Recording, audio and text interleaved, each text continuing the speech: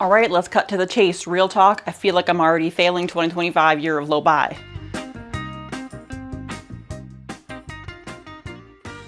But not in the way that you might think. I just thought we'd take a moment. We'd check in. We're only 2 weeks in. We're only 2 weeks in to the whole year of low buy, and I'm doing really well in some ways and then really, really poorly in other ways. And the poorly in other ways basically is that I have gone ham on sewing, like absolutely wild. And is this a plus or is this a minus? I'm not really sure. So I kind of just wanted to talk about it with you and see maybe what your thoughts are. Perhaps tell me if I'm just maybe trying to convince myself that it's okay what I'm doing, and maybe it's not. Maybe it's not okay. So if you're not in the know, if you're not in the loop, you don't really know what I'm talking about here. This whole entire year, 2025, we're doing a year of low buy. However, I'm allowed to spend money on sewing stuff because I think it's really important to have like a crafty skill, and you're always learning and getting better at things and whatnot. And I'm allowed to buy home improvement stuff. I'm not allowed to buy any other dumb shit that I don't need. I only have $100 a month to buy fun things, just whatever I want. And pure honesty, we're $70 through that already this month. I've spent $70 of cookie fund on 2 pairs of pants to replace some of mine that I have that are like about to die but aren't quite dead yet. I just thought it might be nice to have backups while they're cheap and on sale. So I did that. And then a really, really nice knit sweater that I thought was super cute.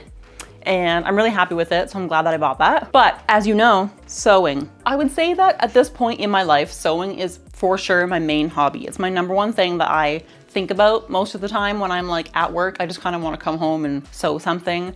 I just really enjoy the act of being at the sewing machine. I even enjoy putting together a pattern. I even enjoy cutting it out, cutting out the fabric, pressing. Like I love every aspect of it. There isn't a part of sewing that I don't enjoy or that like puts me off of it entirely, which is really fun.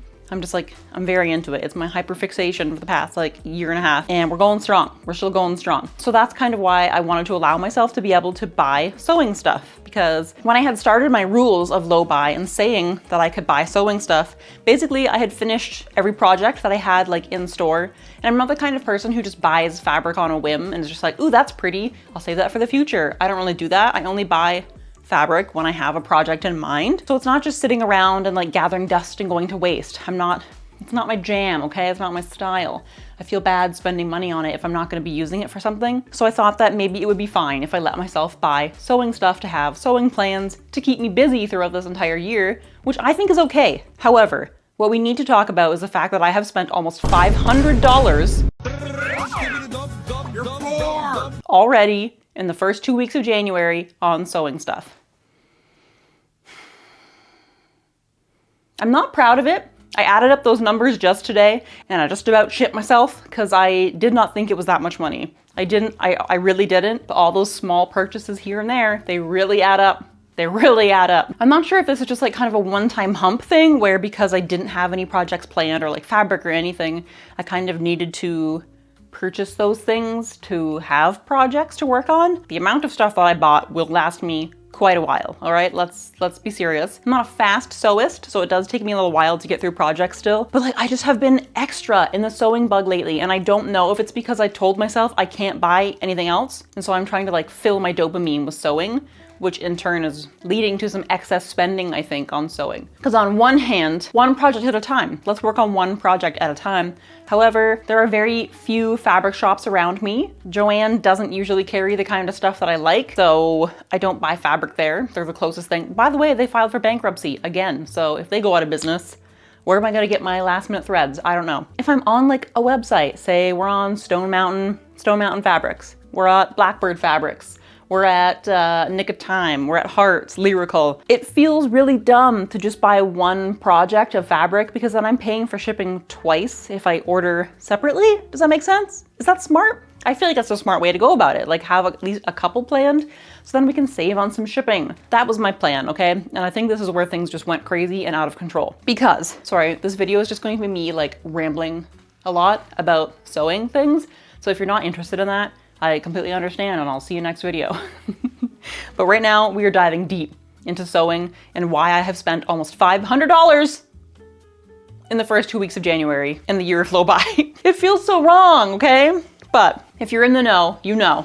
I finished this shirt dress, this big, beautiful house dress, flannel, matchy matchy fabric, you've noticed. So after I finished this, and I love the shit out of this, I wear it so much. I love it so much. It is so flowy. It is so comfortable and soft, and oh God, it's everything that I wanted in my perfect little house dress. So after I finished that, I didn't have any other projects really in mind quite yet. But I woke up one weekend morning and I thought, I need a quick sew. I need a small win. I need something easy. I want to practice some new techniques. Enter this shirt. This is the wave float top from Matchy Matchy Sewing Club. It sure is wavy, it sure is floaty, and I think I made it maybe a size too big, and I probably could have lengthened it a little bit, because when you got boobies, it doesn't sit quite well. I think this little seam is supposed to sit a little bit lower. So we have our Matchy Matchy Sewing Club wave float top, but I made this little top and then I was fully reinstated with the sewing bug, and I was like, I want to make so many projects. So then I finally cut into my beautiful pine green linen from Blackbird Fabrics that I got for my birthday and had been saving for something cool. I might regret the choice of what I chose to make with this fabric. I made the Lane Pants by Sitgram Patterns. They're very, very popular, very viral on the whole Sewstagram right now and lately. However, these babies they be too big, okay? They're supposed to be like a wide leg cargo pant, but I feel like they're too wide, too big on me, and I even sized down.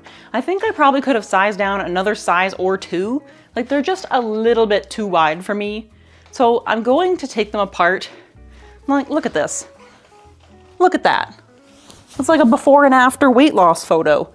That's a lot of pants, a lot of fabric. And so I was kind of feeling a little bit sad that, like, damn, maybe I should have made something else with this fabric. We can use this at least as a learning experience. I'm going to take them apart and I'm gonna make them a little bit smaller, and I think maybe just ever so slightly taper the leg in so they're not so crazy. They are super comfortable at least, so there's that. It's fun. This top of these pants don't really go that well together.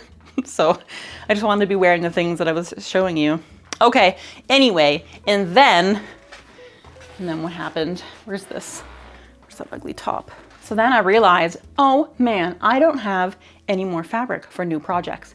And I thought, but I do have a pattern that I haven't used yet, but I don't have the right kind of fabric. So I was smart. And for the very rare time, I made a toile. I made a muslin. I did a mock-up of something of this shirt. It's called the Skyline Tee by Sew House 7. It's just like a scoop neck shirt, long sleeves, whatever, classic long sleeve tee, I guess. And it worked really well. Like, I feel like I did a good job putting it together. It came together super quickly, just not the right fabric for it because it doesn't have four-way stretch, so the arms are mega tight, so I can't really put it on. But now I know that when I make it in the proper fabric, it's gonna fit and it's gonna be awesome and I'm gonna really enjoy it. But then, after that, I thought, you know what? We need like a difficult project, I think. Something that I can really sink my teeth into. And I decided we're making hard pants. We're doing it. We're just gonna bite the bullet. We're gonna make a pair of ginger jeans from Closet Core Patterns. So I got some fabric, some denim, some stretch denim for ginger jeans. They're like a skinny jean, so that's why you want them to have stretch. But it'll be my first time. And I thought that maybe making something that's stretchy would be easiest for my first time making hard pants. We'll see. I actually have no idea, but everybody raves about the instructions and how good the zipper fly instructions are, so really excited to learn about that there. Then, while I'm on the website there, finding that denim, I see this. Can you see it? Is it a void? I don't know. It is black Polartec Sherpa fleece, and it's very soft, very cozy, very warm, kind of a Ret Buying black because dog hair 100%, but I really want to make like a body warmer type vest thing out of this with just like a bound edge. Maybe like a dark brown binding around it. I think that would be really nice. Kind of simple, like not super difficult. A medium difficulty, quick win, I think, for me. So that's gonna be really cool. But then when I'm on the website where I am purchasing my jean notions, my like zipper fly buttons and rivets and whatnot, I saw this, which is just a beautiful rib knit, which I'm going to turn that Skyline Tee into with this. I think it'll be really nice. The colorway is called Snickerdoodle. How cute. So we have that. This just came today. I'm very excited. I have to wash it still, so.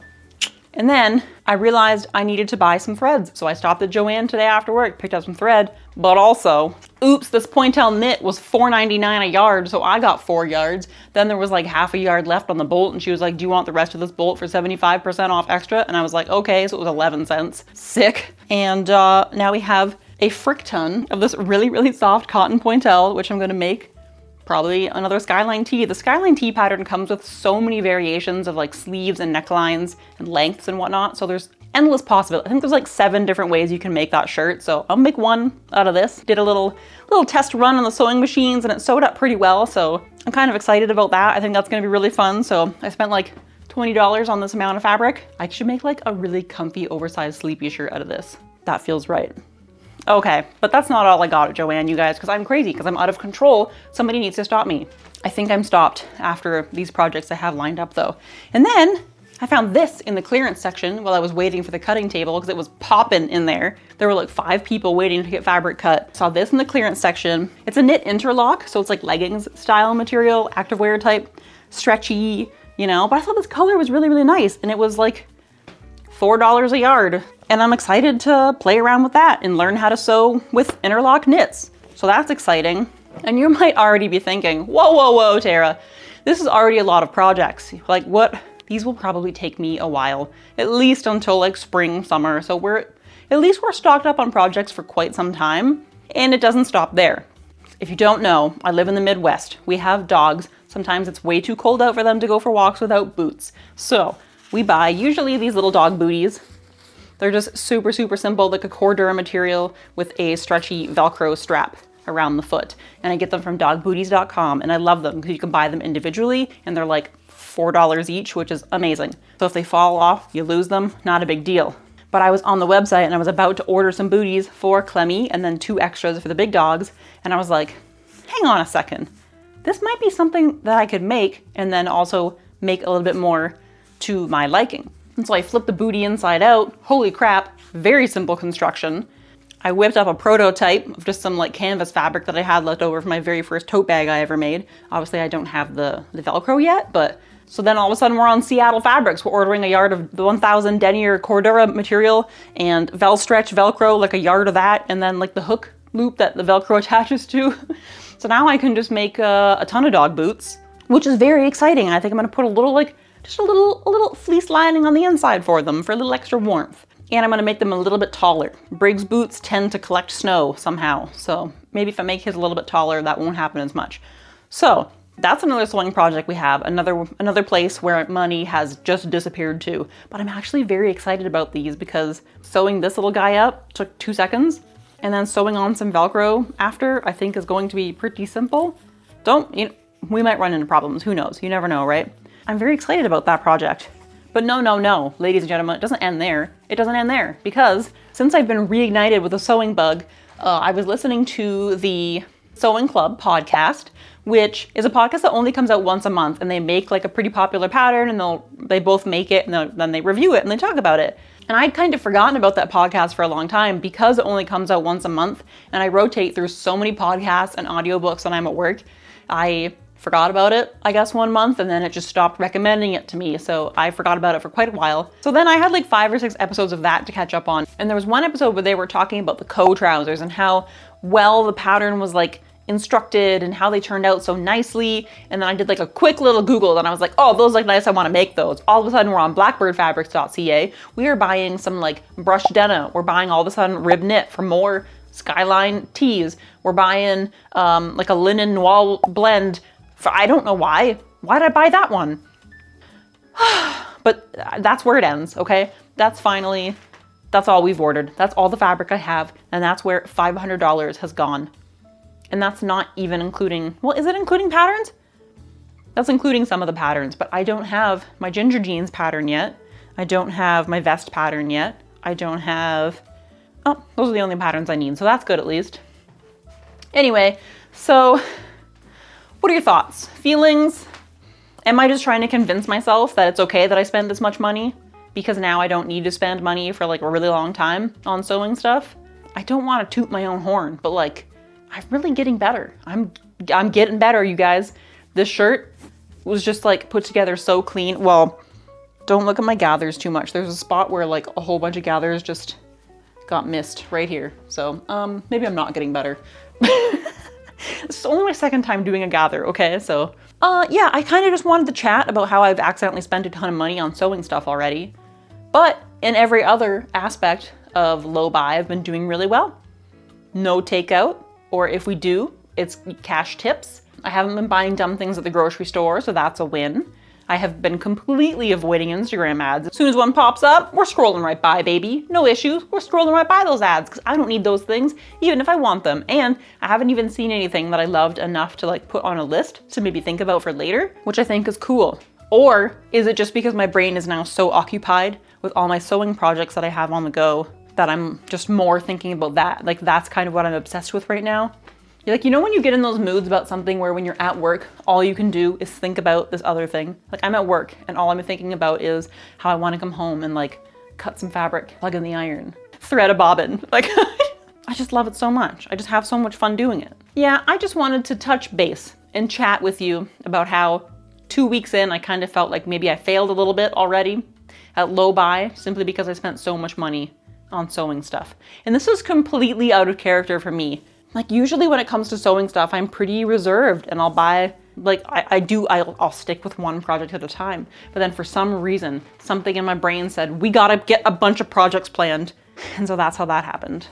And the bank account's looking a little slim at the moment. Thank God it's a 3-pay month. I don't think it's gonna help too much. So how about you? If you're doing a low or no buy, how's it going for you so far? Are you being more successful than I have been? Oh, you know what? I gotta stop saying that. I'm still being successful because I'm sticking to my plan, but maybe my plan was just a little too loosey-goosey. Maybe we should have put a spending cap on sewing stuff, but I really didn't think that this would happen. I honestly did not think that all of a sudden I would have like 8 projects lined up. Anyway, I just kind of needed to talk it out with someone who may or may not be listening, who may or may not understand how I'm feeling and what I'm going through here. All right.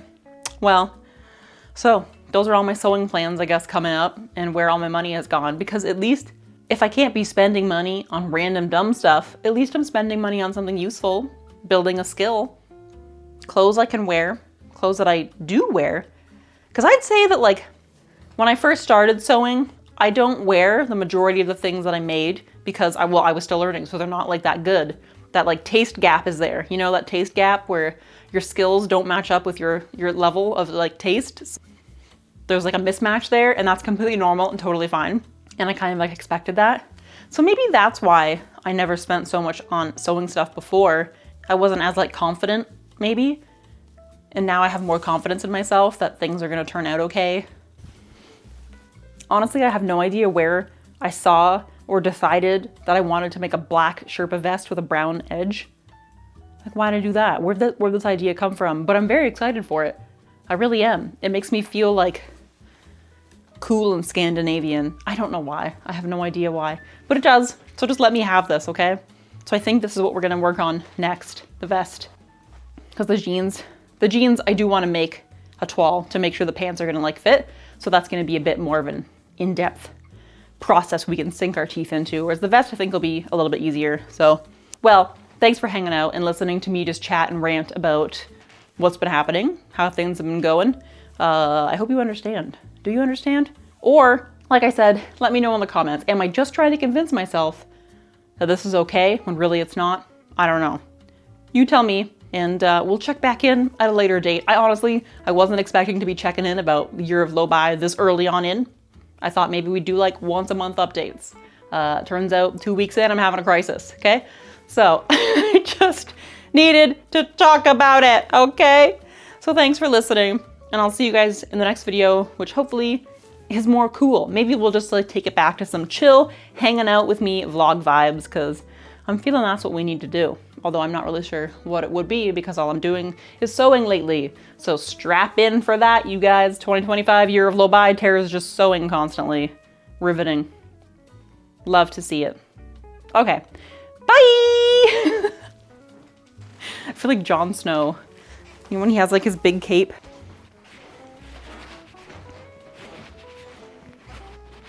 You know nothing, Crow. I'm Jon Snow, guys. What do you think? Just picture like a furry bear up top. Okay, bye.